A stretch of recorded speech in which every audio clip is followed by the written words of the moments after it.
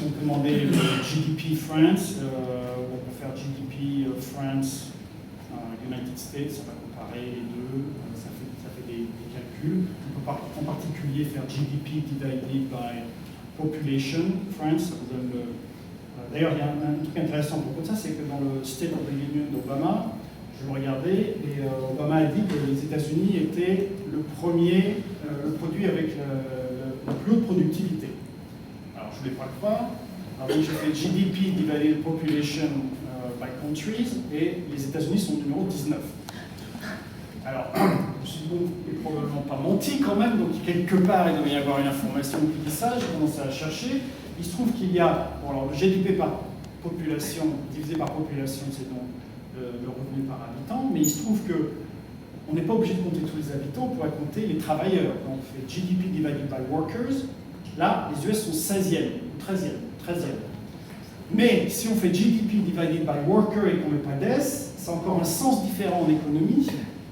Le sens, ce sont les gens qui travaillent effectivement, parce qu'il y a la population totale, la population qui pourrait travailler et la population qui a un boulot. Et il se trouve que quand on divise le GDP par la population qui a un boulot, les États-Unis sont numéro 1. Donc il n'a pas menti, mais ça m'a mis une demi-heure. Bravo, bravo. Donc tu vas les aider à, j'allais dire stratégiser, c'est pas très joli, mais à changer un peu leur stratégie, ou à la raffiner, à la faire évoluer. Je vais surtout essayer j'essaie d'aider à voir comment est-ce qu'on va... Alors, pour revenir au problème du knowledge, le but de Stevens, c'est d'encoder tout ce qui peut être calculable de la connaissance humaine.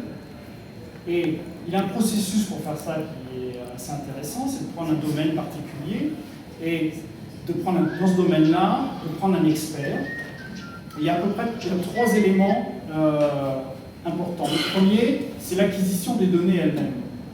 Alors effectivement, en général, maintenant sur Internet, on arrive à avoir de plus en plus de données. Mais au travers de cette acquisition, il y a un élément très très important que les gens auquel on ne pense pas et auquel je n'avais pas pensé à l'avance, c'est le côté linguistique. Donc c'est de récupérer les données, mais de bien comprendre ce que représente quoi. Et donc il y a tout un langage, en général le langage de l'expertise du domaine, que ce soit le domaine économique, donc là je donne un exemple avec workers, population, c'est des choses différentes. Et en fait dans chaque domaine, il y a tout un langage qui est le début de la connaissance dans ce domaine. La deuxième étape, c'est tous les algorithmes qui font partie du domaine lui-même. Donc en physique, on sait qu'on ne fait pas de moyenne de température, par exemple, on s'occupe des calories. Donc, dans chaque domaine, en économie, c'est pareil, quand si on veut s'occuper de la finance, par exemple, il y a tout un tas de calculs, qui peuvent être faits, qui doivent être faits, c'est les algorithmes du domaine. Et alors il se trouve que, bon ça paraît plus logique. Il se trouve qu'il y a une troisième étape qui est très très importante, c'est de savoir représenter les résultats. Parce que aussi, alors là, si je donne des exemples, vous allez comprendre tout de suite, c'est que dans le domaine de la finance, on a appris à voir des time series charts pour les stock markets, c'est ce que les gens veulent voir parce qu'on a appris à les lire.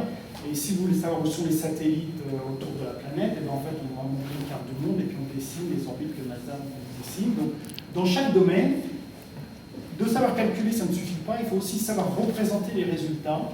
Et ça représente en fait 30% du boulot. Donc en fait, dans ces 3 étapes, de savoir encoder le knowledge, il y a trois morceaux qui sont à peu près de la même taille. C'est la linguistique, et de comprendre la linguistique et de pouvoir faire la désambiguation. Je ne sais pas si ça veut dire en français, c'est bien. La deuxième étape au milieu, c'est les algorithmes. Et la troisième étape, c'est la présentation. Voilà.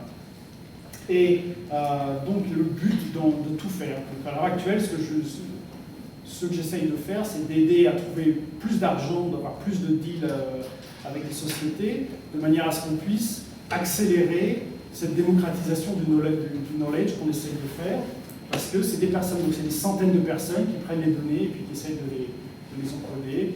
Et à l'heure actuelle, malheureusement, on ne le fait que en anglais, parce qu'on n'a pas les ressources pour le faire dans les autres langages, mais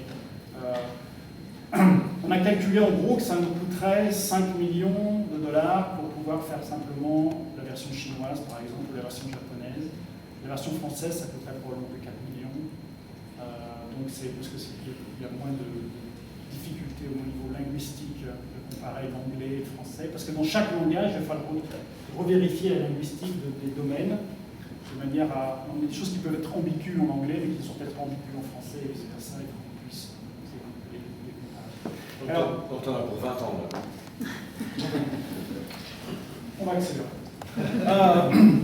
Il y a un truc très intéressant aussi dans cette histoire de réponse, de questions-réponses. Donc là, il y a le côté d'avoir plus en plus de données, et puis le concept aussi de la complexification de ce qu'on fait, et des choses qu'on peut faire. Donc par exemple, une chose qui m'intéresse, c'est de pouvoir mélanger les informations du temps, de la météo, avec les informations des vols. Parce qu'à l'heure actuelle, les 3 derniers mois, on a eu des gens tout le temps coincés parce qu'ils veulent aller de San Francisco à Chicago, et puis ils sont coincés par la neige, l'aéroport ferme, quoi que ce soit. Et mais toutes ces informations-là, on les a. Donc nous, on savait que Chicago allait être fermé à l'avance.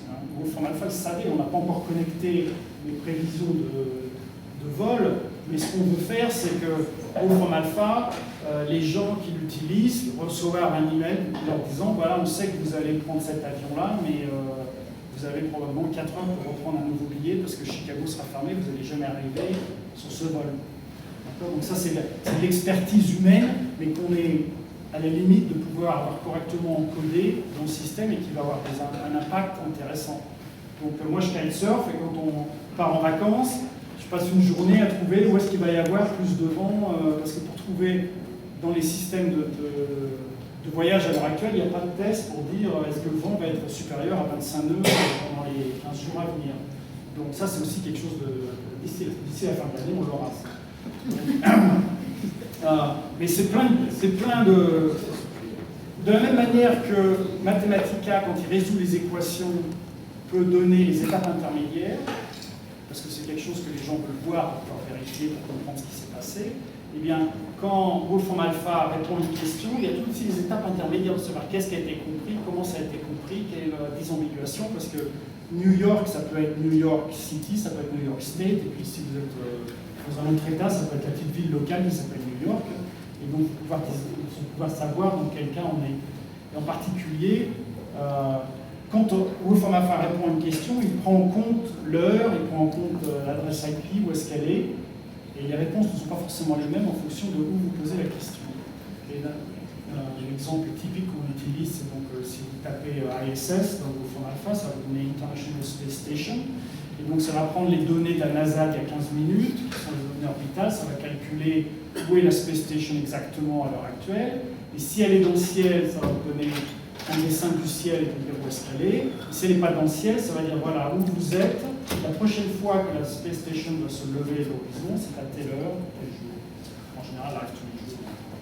C'est pas un gros problème. Donc, ça prend en compte, c'est vraiment le concept de calculer la réponse et on ne fait aucune recherche. Un autre exemple qui est assez typique, c'est si vous voulez savoir combien il y a de calories dans 3 carottes, donc en anglais, je vous conseille. Il se trouve qu'il y a une page web, donc si vous cherchez ça avec Google, vous allez trouver une page web qui va vous dire combien de calories dans 3 carottes. D'accord ? Et si vous posez la question combien de calories dans 4 carottes, eh bien il n'y a pas de page web qui répond à cette question. Et donc, il vaut mieux demander. Écoute, c'est super.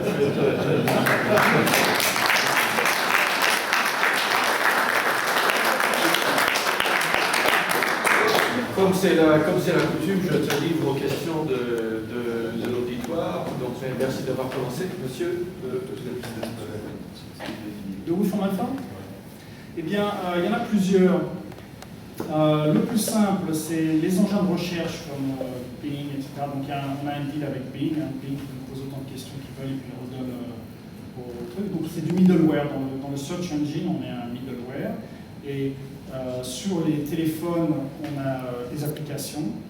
Donc, à l'heure actuelle, on a sorti une application Wolfram Alpha et 3 applications qui sont Algebra, Calculus et une application de musique.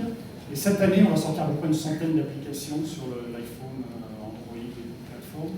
Parce qu'en fait, ce qu'on a découvert, c'est qu'on fait tellement de choses, les gens ne savent pas nécessairement poser la question, ne savent même pas penser à poser la question, alors que si on découpe ces domaines expertise par expertise, en fait, on peut fabriquer une interface utilisateur où les gens n'ont pas à taper, mais simplement à choisir, à faire des choix.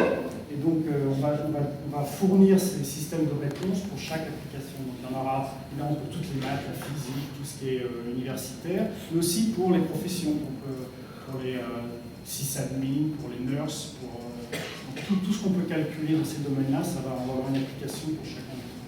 Et en fait, je dis on va en faire 100 cette année, mais on en a prévu 200 pour l'année prochaine. Tu disais tout à l'heure que 90% des coûts des jeux étaient en graphisme, mais pas dans les jeux de Facebook. Et pourquoi? Est-ce que ça va aussi changer ça? Oui, donc la question c'était pourquoi est-ce que les 90% du coût des jeux sont dans les graphismes sur les consoles et pas dans Facebook, pas dans les jeux qui sont faits sur Facebook. Bah, la première raison, c'est que les jeux dans Facebook, la première chose qu'on a découvert, on savait déjà, mais sur Internet, c'est que les gens ne veulent pas faire un download. Donc ils ne veulent pas faire installer un engin de jeu particulier. Donc si on demande un download, simplement poser cette question, c'est est-ce que vous voulez downloader ceci avant de jouer au jeu, on perd 85% des gens. Donc on est limité par les systèmes de graphisme qui sont déjà installés par les gens. Et donc, pendant tout le début de Facebook, la seule solution c'était Flash, parce que les gens avaient Flash parce qu'ils avaient forcément dit oui à YouTube à un moment ou à un autre. D'accord? Donc, Flash a eu 86% d'installation sur les PC, parce que, en raison de YouTube, parce que déjà ils avaient une bonne proportion à l'avance. Et alors ça change, parce que maintenant, évidemment, clairement, Flash n'a plus ce pourcentage-là, déjà à l'heure actuelle, à cause des devices comme l'iPhone, et HTML5 arrive, et puis il y a d'autres nouvelles solutions Flash qui arrivent. Donc, oui, les gens, je pense que c'était peut-être moins de 50% avant dans les graphismes sur Facebook, et ça va passer à peut-être 70, à mon avis, ça va pas aller à 90. Pour une autre raison, c'est parce que les monétisations des jeux à l'heure actuelle posent des limites sur la quantité d'argent qui peut être dépensé pour investir dans le jeu à l'avance. Parce qu'en fait, il y a que très peu de jeux qui vont justifier de tripler le coût de développement. Il n'y a pas de monétisation pour faire ça, à part pour les sociétés comme Zynga, des très grosses sociétés qui réussissent déjà dans le domaine de Facebook. Si on regarde ce que fait Google,